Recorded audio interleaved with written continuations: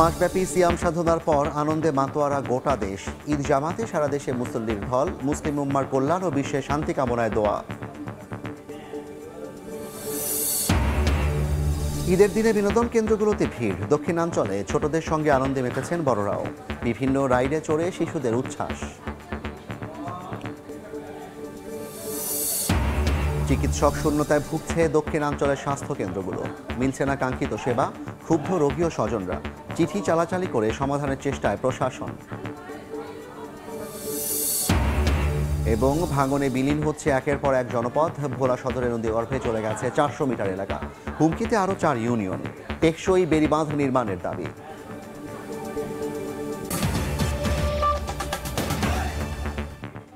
আমন্ত্রণ সময় সংবাদের নিয়মিত আয়োজন। বিভাগীয় সময় থাকছে সপ্তাহের 7 দিন ভিন্ন ভিন্ন বিভাগের সংবাদ নিয়ে। আজ থাকছে বরিশাল বিভাগ, সঙ্গে আছি আমি জাফর সাদিক। উৎসবমুখর পরিবেশ ও ধর্মীয় ভাবগাম্ভীর্যের মধ্য দিয়ে ঈদের নামাজ আদায় করছেন দক্ষিণাঞ্চলের মানুষ। এক মাস রোজা পালন শেষে একসঙ্গে ঈদের জামাতে নামে মুসল্লির ঢল। পরে মুসলিম উম্মার কল্যাণ ও বিশ্বের শান্তি কামনায় করা হয় দোয়া। অপূর্বপুর রিপোর্ট। ঈদের খুশিতে মাতোয়ারা দক্ষিণ অঞ্চল, ঈদের জামাতে নামে মুসল্লির ঢল। বরিশালে ঈদের প্রধান জামাত হয় শহরের কেন্দ্রীয় হেমায়েতুদ্দিন ঈদগাহ ময়দানে। ধর্মপ্রাণদের অংশগ্রহণে কানায় কানায় পূর্ণ হয় ঈদের মাঠ। পরে কুশল বিনিময় করেন একে অপরের সঙ্গে। সকাল 8টায় পটুয়াখালী কেন্দ্রীয় পৌর ঈদগাহ ময়দানে ঈদের প্রধান জামাত অনুষ্ঠিত হয়। পিরোজপুরের সরকারি বালক উচ্চ বিদ্যালয়ে প্রধান জামাতে অংশ নেন নানা শ্রেণী পেশার মানুষ। বরগুনায় ঈদের প্রধান জামাত হয় সার্কিট হাউস মাঠে। দেশ ও জাতির কল্যাণে এবং জুলাই গণ অভ্যুত্থানে শহীদদের জন্য দোয়া চাওয়া হয় ঈদের নামাজ শেষে বিশেষ মোনাজাতে। ভোলায় জুগিরখোল ঈদগাহে জেলার প্রধান ঈদ জামাত হয়। এতে ইমামতি করেন মাওলানা ফজলুল করিম। ঝালকাঠি জেলা ঈদগাহ ময়দানে ঈদের প্রথম জামাত হয়। ঈদ ঘিরে বরিশাল বিভাগের 6 জেলার সর্বত্রই নানা সাজে সজ্জিত হয়েছে। নিরাপত্তায় আইন শৃঙ্খলা বাহিনীর তৎপরতাও বাড়ানো হয়েছে। অপূর্ব অপু, সময় সংবাদ, বরিশাল। ঈদ আনন্দ উপভোগ করতে বিভিন্ন বিনোদন কেন্দ্রে ভিড় করছেন মানুষ। আর এ খবর জানাতে এই মুহূর্তে বরিশালের শিশু পার্কে আছেন সহকর্মী অপূর্ব অপু, পটুয়াখালীর সেলফি রোডে আছেন মোহাম্মদ মনির হোসেন বাদল এবং বরগুনায় আছেন সাইফুল মিরাজ। শুরুতেই যাচ্ছে অপুর কাছে। অপু, ঈদ আনন্দে ভাসছে গোটা দেশ। বরিশালে তো তার বাইরে নয়। স্বাভাবিক অবস্থায় বরিশালের সমস্ত বিনোদন স্পটগুলোই এই মুহূর্তে দর্শনার্থীদের কবলে রয়েছে। আমরা যেটি দেখছি সকালবেলাতে ঈদের নামাজ আদায়ের পরপরই মানুষের ঢল নামে বিভিন্ন যে দর্শনীয় স্পটগুলো রয়েছে সেই সমস্ত জায়গায়। যদিও এখন ভর দুপুর 3টা বাজে, কিছুটা মানুষের চাপ কম, কিন্তু তারপরও বরিশালের সব থেকে বড় শিশু পার্ক, এটিকে প্ল্যানেট ওয়ার্ল্ড বলে, শিশু পার্ক হলেও এখানে শিশুদের বাইরে কিন্তু বয়স্করাও রয়েছেন। গোটা এই পার্কের ভিতরে যতগুলো রাইডার রয়েছে প্রত্যেকটি রাইডারই এই মুহূর্তে পরিবার পরিজন নিয়ে সবাই কিন্তু এসেছেন এবং এই রাইডারগুলোতে আসলে পরিদর্শন করছে। এবং এর আগে আমরা গিয়েছিলাম শহরের কীর্তনখোলা পাড়ের 30 গোডাউন এলাকা, মুক্তিযোদ্ধা পার্ক, বেলস পার্ক সহ বরিশালের শহরের মধ্যে যতগুলো জায়গা রয়েছে সেই সমস্ত জায়গায় কিন্তু মানুষ তার পরিবার পরিজন নিয়ে ঈদের একটু আনন্দ ভাগাভাগি করে নিচ্ছে। বিশেষ করে আমরা দেখেছি যে আশপাশের যে গ্রাম অঞ্চলে আর রাজধানী ঢাকা থেকে কিংবা দেশের বাইরে থেকেও এই ঈদকে ঘিরে মানুষ এসেছে ঈদের আনন্দে সামিল হতে। এর আগে সকাল 8টায় বরিশালের কেন্দ্রীয় হেমায়েতুদ্দিন ঈদগাহ ময়দানে সেখানে ঈদের প্রথম নামাজ আদায় করেন বরিশালের সেখানে বিভাগীয় কমিশনার, জেলা প্রশাসন সহ বিএনপি, জামায়াত ইসলামী আন্দোলন বাংলাদেশ সহ বিভিন্ন রাজনৈতিক দলের নেতারা সেখানে উপস্থিত ছিলেন এবং ঈদের আনন্দ সেখানে ভাগাভাগি করা হয়। ঠিক এই মুহূর্তে আসলে প্রত্যেকটি জায়গায় ঈদের আনন্দে কিন্তু মাতোহারা রয়েছে বিভিন্ন শ্রেণী পেশার মানুষ। বরিশাল তো রয়েছেই, বরিশালের আশপাশে কুয়াকাটা, বরগুনা সহ বিভিন্ন যে পর্যটনীয় জায়গাগুলো রয়েছে সেই সমস্ত জায়গায় কিন্তু মানুষের উপচে পড়া ভিড় রয়েছে। আমরা এখন যেতে চাই পটুয়াখালীতে। পটুয়াখালী মনির হোসেন বাদল রয়েছে, বাদলের কাছ থেকে জানবো পটুয়াখালীর বিনোদন স্পটগুলোর খবরাখবর। ঈদ মানে আনন্দ আর ঈদ মানেই খুশি। আর এই ঈদের আনন্দ উপভোগ করতে পটুয়াখালী যে সেলফি রোডটি রয়েছে, এই সেলফি রোডটা কিন্তু সকাল থেকে সাধারণ মানুষ বলেন, শিশু কিশোররা বলেন, এরা কিন্তু উপচে পড়া ভিড় দেখা যাচ্ছে। আমরা দেখতে পাচ্ছি এই সেলফি রোডে কিন্তু মানুষ কিন্তু তারা সেলফি তুলতেছে, মা তার বাবা তার শিশুকে নিয়ে সেলফি তুলছে এবং ফ্রেম বন্দি করে রাখছে। এছাড়া বিনোদন বলতে আমরা যে পটুয়াখালী যে জেলা পরিষদ শিশু পার্ক রয়েছে, শিশু পার্ক সড়কে কিন্তু শিশু কিশোর বলেন সবাইকে উপচে পড়া ভিড় রয়েছে।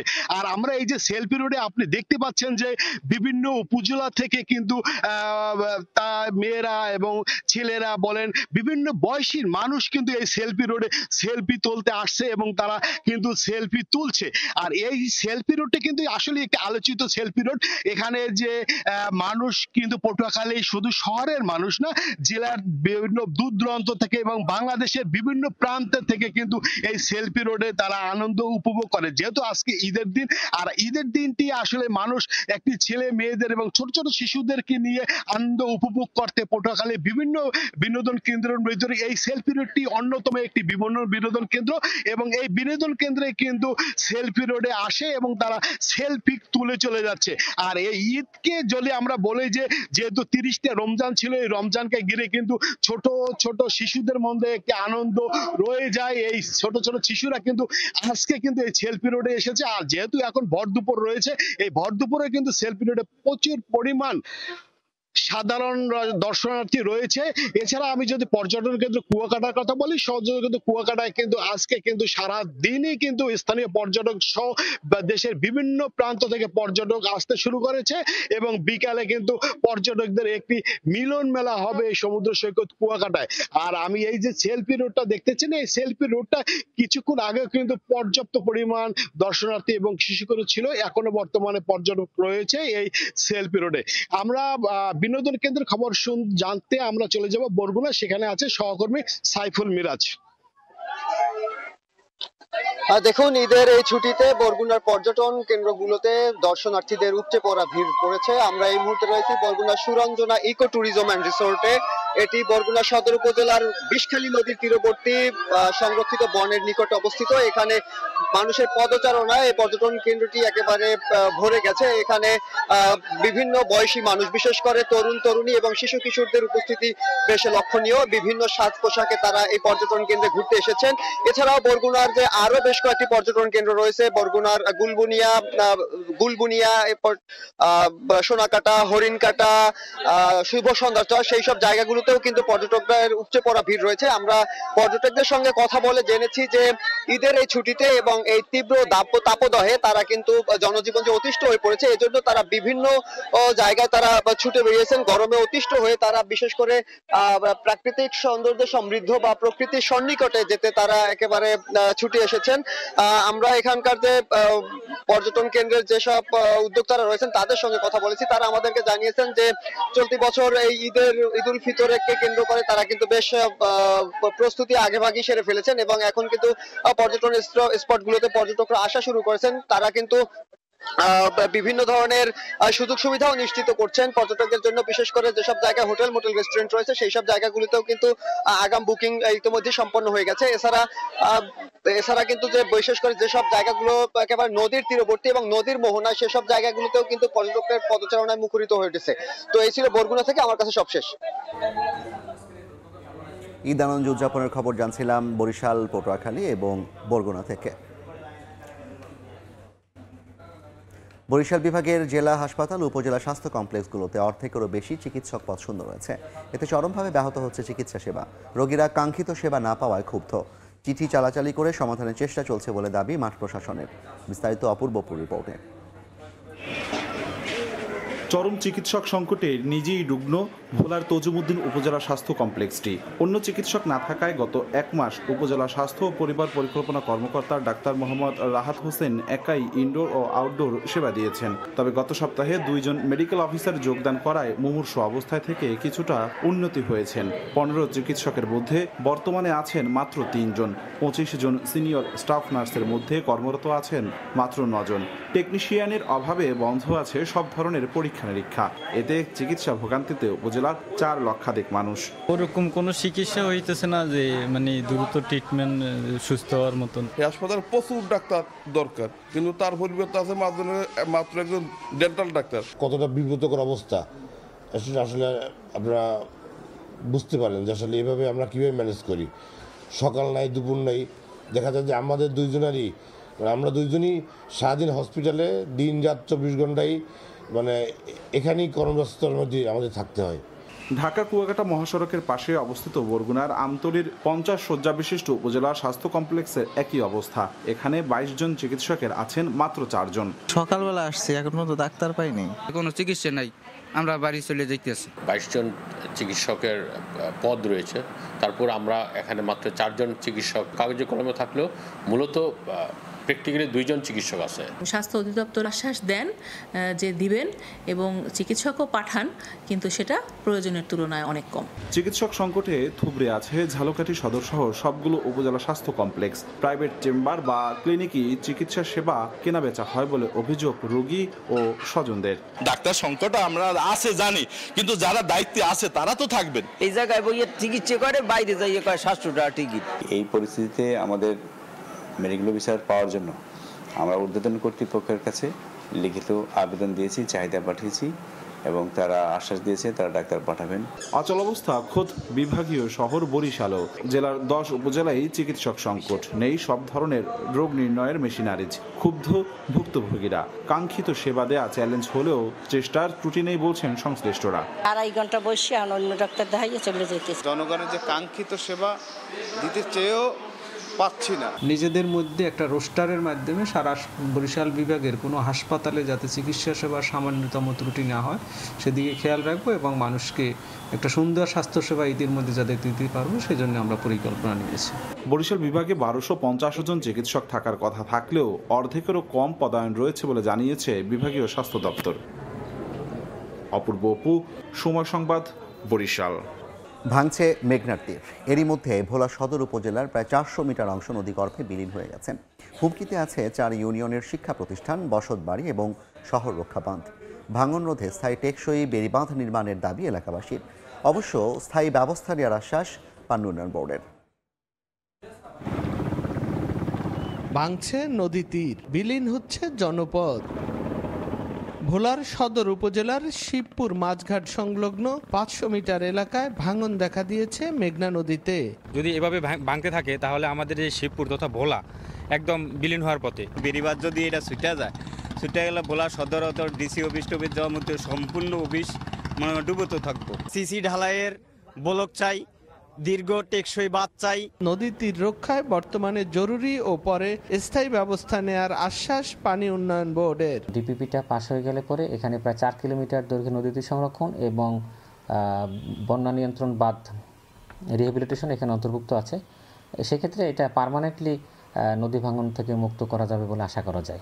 মেঘনা নদীর ঝুঁকিপূর্ণ 4 কিলোমিটার তীর সংরক্ষণ ও 6 কিলোমিটার বন্যা নিয়ন্ত্রণ বাঁধ নির্মাণে 626 কোটি টাকার একটি প্রকল্প সংশ্লিষ্ট দপ্তরে জমা দিয়েছে পানি উন্নয়ন বোর্ড। নাসির উদ্দিন লিটন, সময় সংবাদ, ভোলা। বরগুনায় ঝুঁকিপূর্ণ হয়ে পড়েছে 357টি লোহা সেতু। গত 1.5 বছর ধরে প্রতি মাসে জেলার কোথাও না কোথাও সেতু ধসে পড়ার ঘটনা ঘটছে। এসব ঘটনায় নিহত হয়েছেন 9 জন। এরপরও সেতুগুলো পুনর্নির্মাণের উদ্যোগ না নেওয়ায় ক্ষুব্ধ স্থানীয়রা। এলজিডি বলছে সাইনবোর্ড টাঙানোর পাশাপাশি ঝুঁকিপূর্ণ সেতুর তালিকা তৈরির কাজ শেষ হয়েছে। রুবেল হোসেনের ছবিতে সাইফুল মিরাজের রিপোর্ট। গত 17 ফেব্রুয়ারি বরগুনার আমতলী উপজেলার সুবন্ধী খালের লোহার সেতুটি ধসে পড়ে। এতে যোগাযোগ বিচ্ছিন্ন হয়ে পড়ে 11টি গ্রামের বাসিন্দারা। শুধু এ সেতু নয়, গত 1.5 বছরে জেলার বিভিন্ন স্থানে 17টি লোহার সেতু ধসে পড়েছে। এলজিডির তথ্য মতে জেলার 357টি লোহার সেতুর সবগুলো ঝুঁকিপূর্ণ হয়ে পড়েছে। বিকল্প ব্যবস্থা না থাকায় ঝুঁকি নিয়েই সেতু পার হচ্ছেন এলাকাবাসী। দ্রুত সেতু পুনর্নির্মাণের দাবি তাদের। আমাদের এই ব্রিজ ভেঙে পড়ার জন্য অনেক ক্ষতি, চলাচলতির জন্য। আবার আমাদের ছাত্র আছে, এই জায়গায় অনেক ছাত্র আছে, তারাও যাইতে পারে না স্কুলে। গ্রামে সব মানুষেরই কষ্ট, ওপারে মানুষ এপারে আইতে না, এপারে মানুষ ওপারে আইতে না। কানেক্টিং ব্রিজ যেগুলো আছে ম্যাক্সিমাম আয়রন ব্রিজগুলো সব নষ্ট হয়ে গেছে, কিন্তু আসলে মানুষের যোগাযোগের কোনো অল্টারনেটিভ রাস্তা নাই। কোনো রিক্সা ওঠে তাহলে মনে হয় 4 আঙ্গুল ডাববে যায়। খালের ভিতরে যতটা ব্রিজ আছে একটা মানুষের মতো না, সবই ঝুঁকিপূর্ণ। সেতু পুনর্নির্মাণের বিষয়ে গতানুগতিক আশ্বাস এলজিইডির। যেহেতু ব্রিজের সংখ্যা অনেক, ওভারনাইটই সমস্যার সমাধান করা যাবে না। আসলে বিভিন্ন লেভেল থেকে আমরা যেখানে সুযোগ পাই সেখানে ব্রিজগুলোর দাবি আমরা তুলছি আর কি বরগুনাবাসীর পক্ষে। আমরা আশা করছি যে খুব শীঘ্রই এর নিয়ে একটা সুষ্ঠু সমাধান আসবে। গত বছরের 22 জুন আমতলীতে একটি সেতু ধসে মাইক্রোবাস খালে পড়ে নারী ও শিশু সহ 9 জন নিহত হন। সাইফুল মিরাজ, সময় সংবাদ, বরগুনা।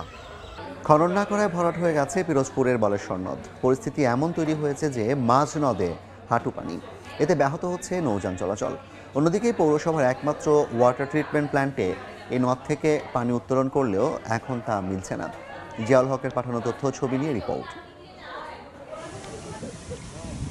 দেখে বিশাল জলরাশি মনে হলেও মাঝ নদে কোথাও হাঁটু পানি, কোথাও হেঁটে যাওয়া যাচ্ছে।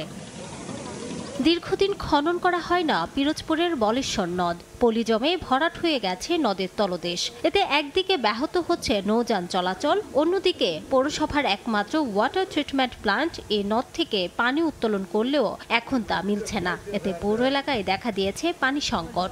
ইরিধান তো চাষ করাই যায় না, তো ফসল একবার করা যায়। কৃষি খামার টোটাল বন্ধ হয়ে যাইতেছে। নদীতে যদি পানি না থাকে কৃষি খামার তো অটোমেটিক বন্ধ হয়ে যায়। বড় বড় জাহাজ আছে এই নদীতে এখন আপনি কারগুলো ছোট এই বলগেট ঢুকতেও কষ্ট হয়। পানি শূন্য হয়ে যাচ্ছে দিন দিন, আর এই নদীর কারণেই আমাদের ওয়াটার ট্রিটমেন্ট প্ল্যান্টের পানিটা আমরা ঠিক সময় মতো পাচ্ছি না। আপনার এই শুকনো মৌসুমে আমাদের এই জন্য পানিতে সরবরাহ একটু বিঘ্ন হচ্ছে। পানি উন্নয়ন বোর্ড বলছে বরাদ্দ পেলে নদ খনন করে চর অপসারণ করা হবে। বালু উত্তোলনের পরে যে বালু ম্যানেজমেন্ট যেটাকে বলি আমরা স্পয়েল আর্ট ম্যানেজমেন্ট, সেই বালুগুলা কোথায় রাখা হবে এবং বালুগুলা কিভাবে অপসারণ করা হবে জনগণের অসুবিধা যাতে না হয়, এই জিনিসগুলো আসলে মানে ফাইনালাইজড হওয়ার পরে কাজটি বাস্তবায়ন করা যাবে। আর ফান্ডিংয়েরও ব্যাপার আছে। কৃষি বিভাগের তথ্য মতে বলেশ্বর নদের পানি দিয়ে জেলার অন্তত 15,000 হেক্টর জমি চাষাবাদ করা হয়। সময় সংবাদ, পিরোজপুর। রক্ষণাবেক্ষণের অভাবে বেহাল দশা ঝালকাঠি পৌরসভার 3টি কবরস্থানের। 1875 সালে ঝালকাঠি শহরের সরকারি কলেজ সড়কে নির্মাণ করা হয় পৌর কবরস্থান। স্থান সংকুলন না হওয়ায় 2020 সালে তার পাশেই আরও 2টি কবরস্থান নির্মাণ করা হয়। প্রথম কবরস্থানে অন্তত 80,000 ও পরের 2টি কবরস্থানে অন্তত 3,000 মানুষকে দাফন করা হয়েছে। তবে দেখভাল না করায় মাটি দেবে যাচ্ছে কবরগুলোর। বেশিরভাগ জায়গা পরিণত হয়েছে জঙ্গলে। পুকুরের পাশের বেশিরভাগ কবর ধসে গেছেন। এতে ক্ষুব্ধ এলাকাবাসী। শিগগিরই প্রকল্প তৈরি করে কবরস্থান সংস্কারের আশ্বাস পৌর কর্তৃপক্ষের। পটুয়াখালীতে বাড়ছে সূর্যমুখীর চাষ। গত বছর 1450 হেক্টর জমিতে সূর্যমুখী চাষ হলেও এবছর হয়েছে 2335 হেক্টর জমিতে। প্রতি একর জমিতে 10,000 থেকে 15,000 টাকা খরচ হলেও 30 থেকে 35,000 টাকায় বিক্রি করতে পারবেন বলে আশা করছেন কৃষক। এবছর প্রায় 4,500 মেট্রিক টন বীজ থেকে 35 কোটি টাকার বাণিজ্য হবে বলছেন সংশ্লিষ্টরা। কৃষি বিভাগ বলছে সূর্যমুখী আবাদ সম্প্রসারণে কৃষকদের সব ধরনের সহযোগিতা করা হচ্ছে। বিভাগীয় সময়ের শীর্ষ সংবাদগুলো জানিয়ে দিচ্ছি আরেকবার। মাসব্যাপী সিয়াম সাধনার পর আনন্দে মাতোয়ারা গোটা দেশ। ঈদ জামাতে সারা দেশে মুসল্লির ঢল। মুসলিম উম্মার কল্যাণ ও বিশ্বের শান্তি কামনায় দোয়া। ঈদের দিনে বিনোদন কেন্দ্রগুলোতে ভিড়। দক্ষিণাঞ্চলে ছোটদের সঙ্গে আনন্দে মেতেছেন বড়রাও। বিভিন্ন রাইডে চড়ে শিশুদের উচ্ছ্বাস।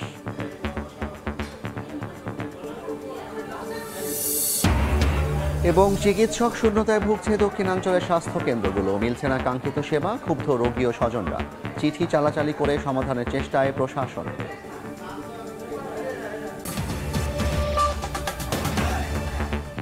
এই ছিল বিভাগীয় সময়। আগামীকাল থাকবো রংপুর বিভাগের আয়োজন নিয়ে। সঙ্গে থাকুন সময়।